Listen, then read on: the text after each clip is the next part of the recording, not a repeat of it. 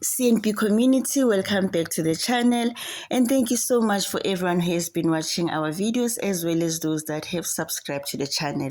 Now today we are going to proceed with simplifying the statuses as well as errors for USSD users. We do have a video on this though, but I will proceed to simplify what the send to assessor status mean. Now send to assessor STA means your application is being sent to the investigative department for further investigation before it can be approved. Now, various assessors will look into the application together with the supporting documents submitted to ensure that you are eligible to submit an application and you have applied for the correct benefit, etc. You need to exercise patience here and allow internal processes to take place. Now, assessors are going to thoroughly look into this to make sure that it is per UIF terms and condition. The next status is completed continuation. Now, what they mean here is that you as an applicant, you have successfully completed all the steps required for a COP submission. Now, on this one, it will give you an error that says incorrect PIN. It means you as an applicant, you are not entering the PIN that you were given by DOL, or the PIN that you have entered, it is not as per UIF records. The next one is no payment registered. This means you, as an applicant, you either checking a status of a COP status, yet you have not submitted a COP, or it could be a system glitch.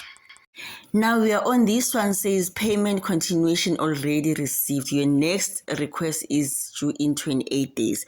Here, the applicant has already submitted a COP and they are about to violate the rules of submitting a COP by submitting a duplicate of COPs. Now on this one, it says your claim status is finalized, paid in full. It means you ran out of credits, UIF has paid you in full, and you no longer have credits to claim from. Now on this one, you are more than welcome to visit the nearest Department of Labor for a detailed feedback.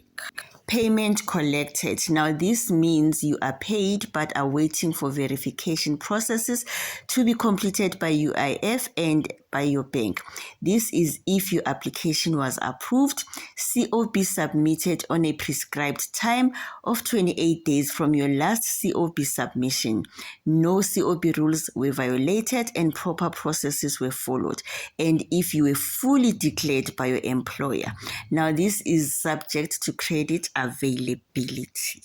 Awaiting payment form. Now this is for someone who has submitted a COP manually at the Department of Labor Center and the official has not captured this and it has not been updated into the system. Now you are going to see this question for the USSD users. It will say enter last 6 digits of your bank account number which you have submitted to UIF. This is one of the vetting questions to verify if you are the correct user.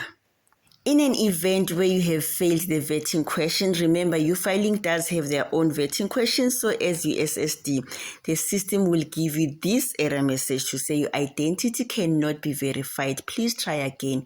It means you have failed the USSD vetting questions. Now, this is for those who have submitted a COP. They have answered yes when they were asked, have you returned back to work? Once you said yes, you will then have to answer this one. Date, month, and the year as shown on this particular image. Now this one is an acknowledgement that you have submitted a COP using a USSD platform. You will get this one, says payment in progress, in brackets you will see RFUF. It means it has been received from UFiling. Now you will get this message if your application has been approved. Now this will depend on the benefit type between illness, maternity as well as unemployment. You will then be required to submit the COP accordingly to each benefit.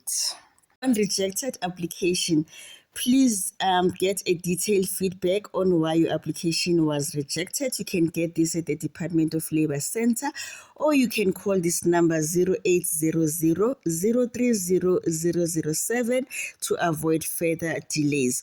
You need to get this reason pertaining your application to be rejected. We do have a video explaining this in detail on our social media platforms.